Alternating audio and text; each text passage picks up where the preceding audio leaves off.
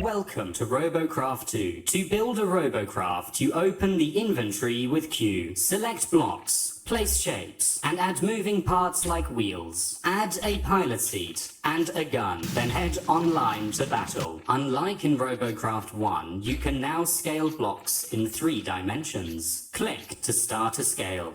Then move your mouse and click. Move your mouse once more and click again to create the shape you want. Larger blocks can be stronger, but are also heavier. The hover blades are a movement part that allows you to create light to medium Robocraft that hover. When placing hover blades, they will automatically wire up to your pilot seat. Hover blades allow you to traverse bumpy terrain with ease. You can also strafe as well as ascend and descend by using the spacebar and control respectively. It is advised to place the hover blades above the majority of your machine's weight to avoid the Robocraft flipping upside down. When they come face to face with melee Robocrafts that flip, chomp and pinch, they are able to control their distance from the ground to avoid devastating destruction. If you have enough CPU, you can also add thrusters to your Robocraft to increase its top speed and acceleration.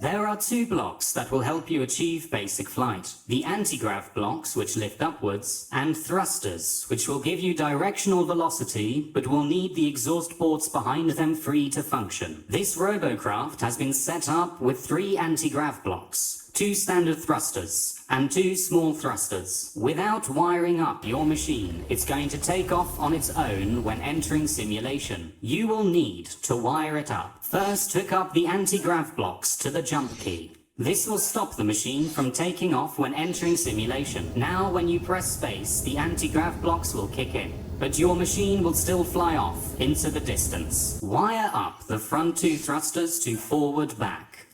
Finally, wire up the rear thrusters to left-right to provide thruster-based turning. The left-right output of the seat provides a value of +1 when turning right, and -1 when turning left. This means we need to invert the input on the thruster that will turn us left, which we do by toggling the invert input button on the thruster. Now the Robocraft will turn left and right as expected.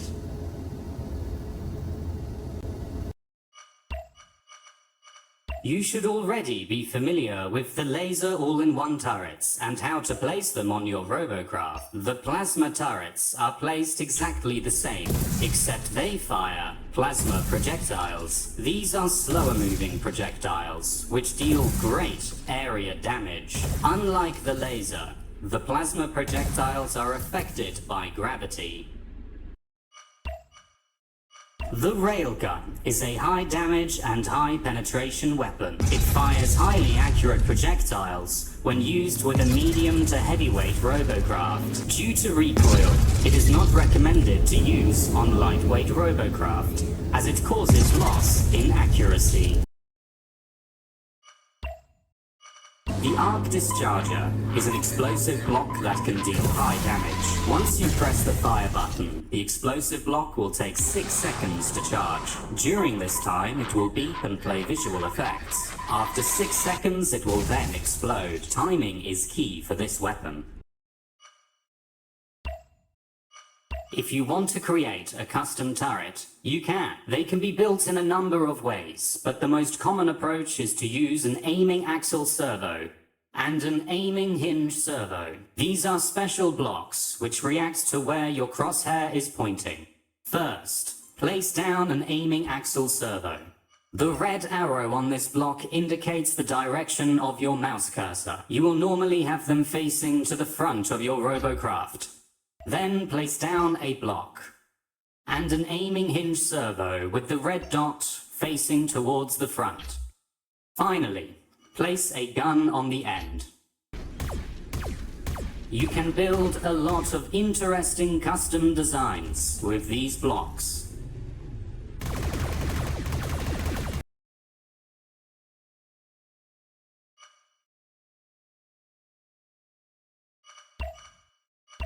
Precons allow you to copy entire selections of Robocraft and paste them elsewhere, even in different save files. You can enter precon mode with P. Begin a selection box by clicking anywhere, and scale the box, just like scaling a cube. You can then press Ctrl-C to copy, Ctrl-X to cut, or delete to delete the blocks. If you've copied something, a ghost of what you've copied will be visible. You can press left-click to place it. Pressing Q brings up your precon inventory. You can drag your latest copy from the bottom left into any free slot in the top inventory. This will then save them to the cloud and allow you to use them across different save files.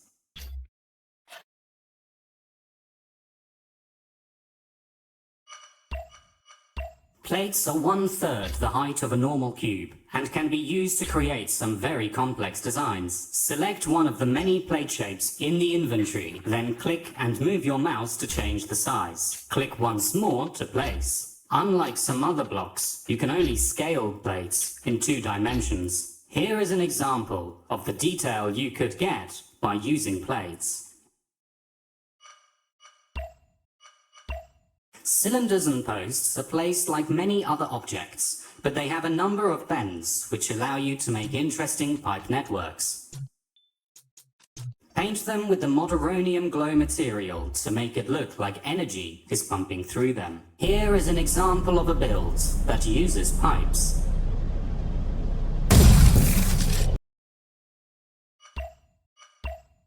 These shapes allow you to craft an even larger variety of styles. Frames, for example, are good at making shapes like windows on vehicles.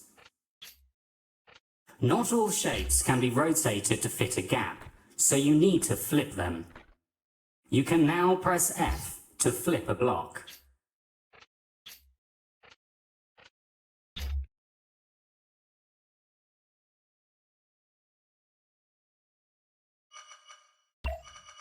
Powered joints are a physics-based part, which can be controlled via inputs. These include motors, servos, pistons, and decouplers. Select a powered joint and place it down. Entering configuration mode will allow you to edit the joint's properties.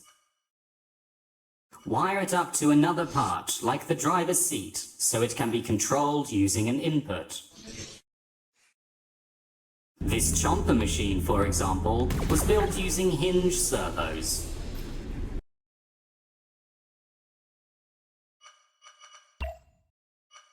Passive joints are physics-based items, which cannot be controlled via input.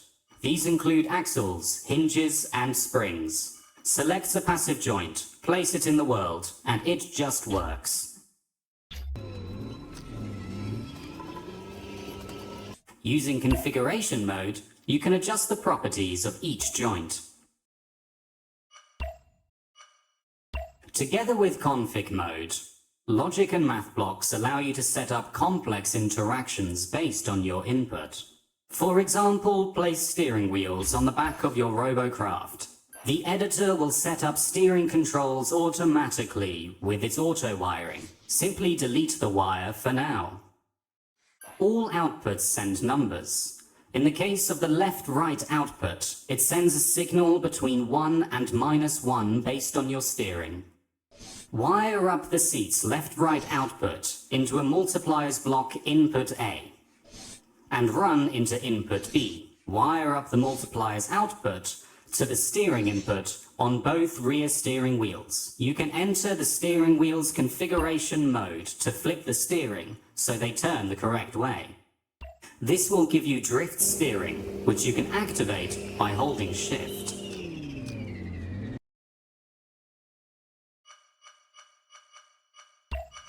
State blocks allow you to store and change information. The bit block, for example, can be toggled between 1 and 0. Using configuration mode, you can set your left click to toggle it. And now wire the bit block into your weapon to make it auto-fire. This will allow you to toggle it on and off without holding the button. You can even leave your seat and the weapon will continue to fire. Sensors pick up information about your vehicle or surroundings. The distance sensor, for example, lets you sense whether something is a certain distance away. Point this downwards and hook it up to some anti-gravity blocks to make sure you always stay above ground. Nameplates look a lot like plates and are placed in the same way. However, if you press E to enter config mode, you'll see that it can be edited. Pressing the configuration button will open the widget. You can then change the text. Hit OK, and it will update in real time. Fancy putting some headlights on your Robocraft? Open the build menu, select cosmetics, and then choose a cosmetic lamp. Place the lamp in the build area, and you will notice that the cosmetic CPU has increased. This bar is reserved exclusively for cosmetic items. You can change the color of the lamp by painting it. You can also decrease its brightness or wire it up in configuration mode.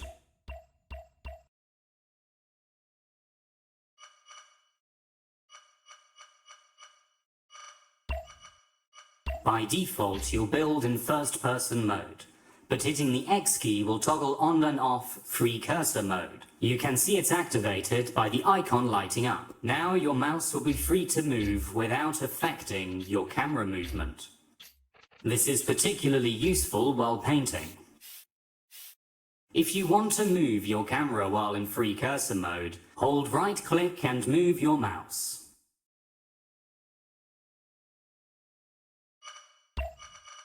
Weight matters in Robocraft 2. There are 3 material types: Aerium, a weak lightweight material; Moderonium, a medium weight material; Ladium, a strong heavyweight material. Press M to enter material mode, and then press Q to open the inventory. Select a material type. Then left-click on any blocks currently in the build area to paint them that material. Your weight distribution will affect your entire Robocraft. Configuration mode lets you fine-tune how different blocks behave. Press E to enter configuration mode. Click the symbol over any functional part to open its widget. Here you will see the different ports on a block and the wires connected to them. Many blocks, such as the wheel, have auto-wiring functionality. Here it hooks up acceleration and steering for you. If you want to set up something manually, such as braking, you start by opening the widget for the seat and the wheel. Click on the jump output of the seat, which is the spacebar, and connect it to the brake input of the wheel. Pressing space will now make the wheel brake. You can delete a wire by right-clicking it. Clicking the cog in the middle of a widget will open its tweakables. Here you can adjust and fine-tune how the block works, like the stiffness of a wheel suspension or the fire rate of a weapon. By default, you are locked into a 1x1 grid placement while building. If you want to refine your placement even further, you can activate 1/3 grid mode by pressing F6. When activated, this icon will light up. You now have more surface points on which you can place your blocks.